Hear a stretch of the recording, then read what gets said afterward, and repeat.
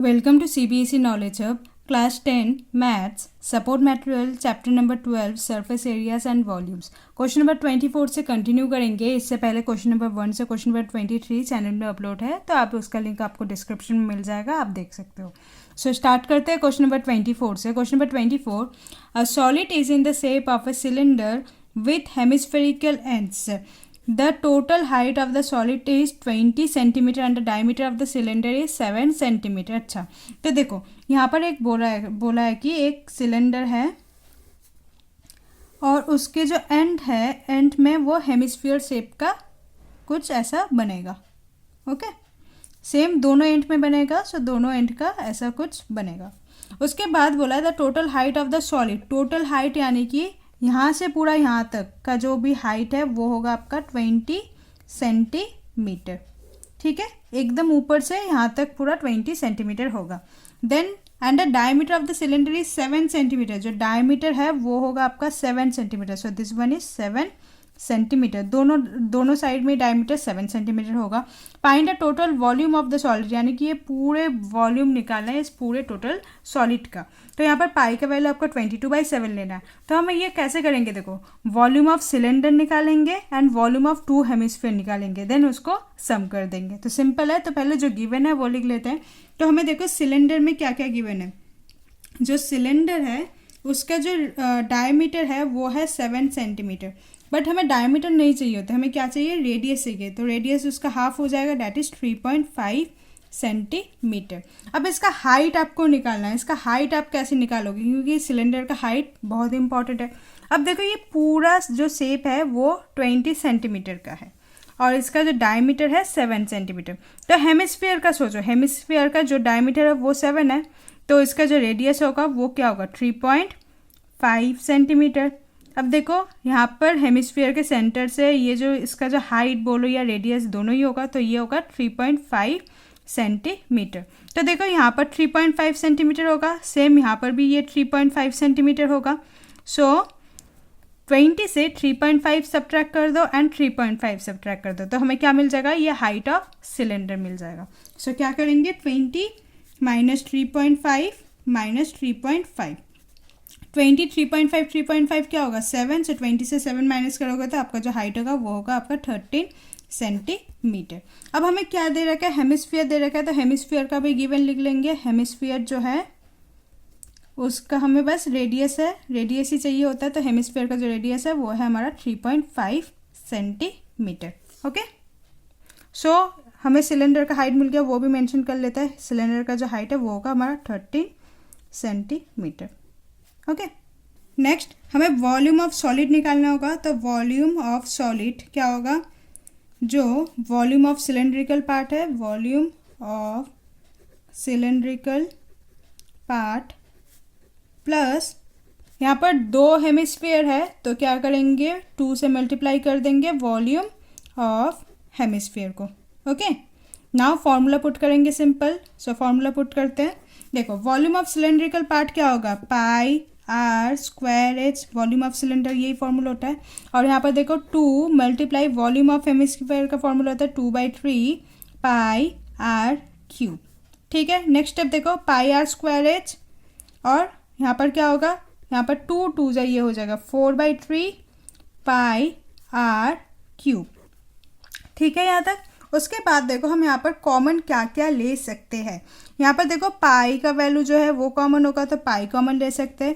Radius देखो, radius of cylinder और radius of hemisphere same है, तो आप रेडियस को भी कॉमन ले सकते हो. सो यहाँ से हम r² कॉमन ले सकते हैं, क्योंकि यहाँ पर r² r³ है, तो हम 2r को कॉमन ले सकते हैं. हाइट तो कॉमन कुछ होगा नहीं, तो यहाँ पर क्या रहा, देखो यहाँ पर सिर्फ रहा h, देन प्लस 4/3 और यहाँ पर r² ले लिया था तो और एक r रह गया, तो ये वाला r होगा. ठीक है, अब वैल्यू पुट कर देंगे नेक्स्ट स्टेप में. नाउ वैल्यू पुट करेंगे. पाई का वैल्यू गिवन है 22/7, रेडियस है हमारा 3.5. सो 3.5 एंड 3.5 दो बार लिखेंगे क्योंकि r² है. हाइट देखो, हाइट आपको क्या गिवन है, 13 एंड प्लस 4/3, रेडियस है आपका 3.5.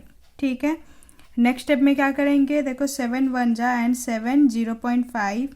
सो 22 मल्टीप्लाई 0.5 इज 11 मल्टीप्लाई 3.5 ब्रैकेट में 13 प्लस 4 मल्टीप्लाई 3.5 क्या होगा 14, 14/3।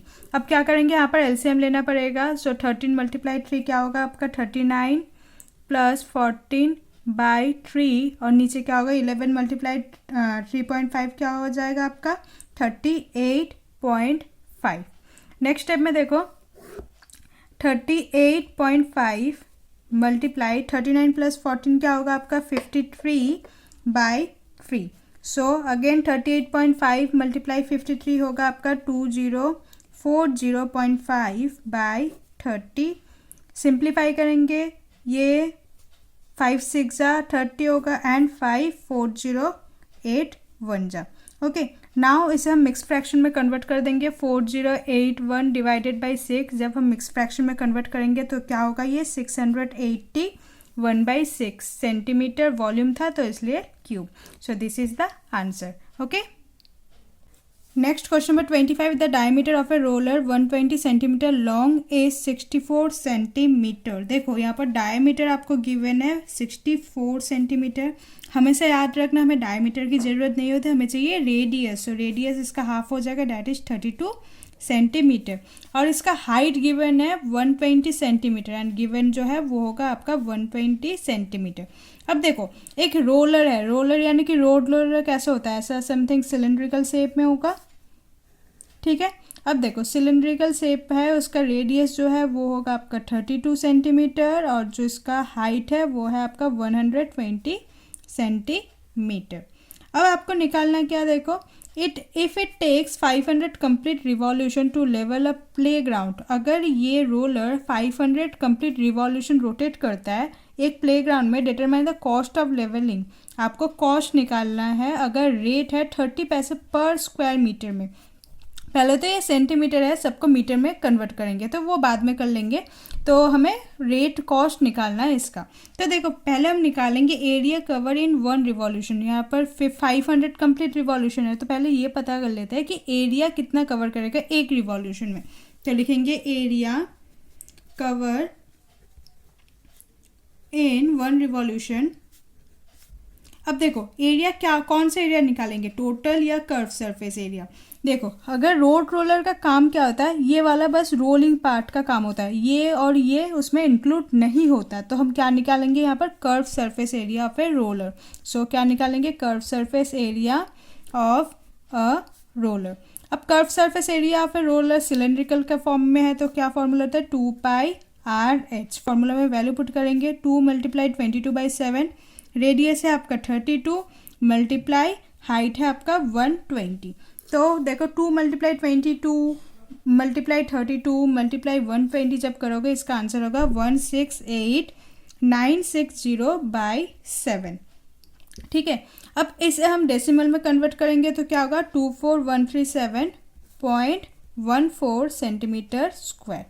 आई होप यहाँ तक क्लियर है। नेक्स्ट स्टेप देखो, अब 500 कंप्लीट रिवॉल्यूशन की बात किया तो 500 के लिए करेंगे तो इसमें ही 500 मल्टीप्लाई करेंगे। लिखेंगे area cover in 500 revolution. 500 revolution क्या होगा, जो नंबर हमें मिला है 24137.14 मल्टीप्लाई में क्या कर देंगे 500। तो हमें क्या मिलेगा इसमें मल्टीप्लाई करने के बाद 12068,570 सेंटीमीटर स्क्वायर। अब देखो हमें चाहिए मीटर में तो इसे हम यहीं पर मीटर में कन्वर्ट कर देते हैं। तो देखो 1 सेंटीमीटर में डिवाइड क्या होगा 100, तो यहाँ पर सेंटीमीटर स्क्वायर यानी कि 1000 से डिवाइड होगा। 1 2 3 4, तो पॉइंट कहाँ पर होगा यहाँ पर, तो 1206.8570 है। तो क्या करते हैं यहाँ पर एस्टिमेट करके 86 कर देते हैं, राउंड ऑफ कर दिया, ठीक है। तो ये हो गया मीटर का स्क्वायर। तो इतना एरिया वो कवर करेगा 500 रिवॉल्यूशन में। अब हमें कॉस्ट निकालना है। अब कॉस्ट भी देखो पैसे में गिवन है तो हम क्या करेंगे, रेट जो होगा, रेट जो गिवन है आपको 30 पैसे, बट आजकल पैसे कहाँ यूज़ होता है, हमें क्या चाहिए इसे रुपीज़ में, that means 30 divided by 100। So rupees में ये हो जाएगा ₹0.3।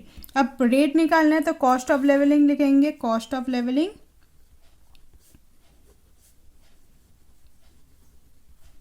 इक्वल टू जितना भी हमें एरिया मिला उसमें क्या करेंगे, जो भी हमें रेट मिला है वो रेट को मल्टीप्लाई करेंगे। एरिया क्या है आपका 1206.86 और रेट है आपका 0.3। सो मल्टीप्लाई करेंगे, मल्टीप्लाई करने के बाद हमें क्या मिलेगा, ₹362.06। सो ये होगा हमारा कॉस्ट ऑफ लेवलिंग। ठीक है, सो क्वेश्चन नंबर 26 हम नेक्स्ट वीडियो में कंटिन्यू करेंगे। अगर आपको कोई डाउट है तो कमेंट सेक्शन में पूछ लीजिएगा। Hope you like this video, please like share and subscribe. Thank you.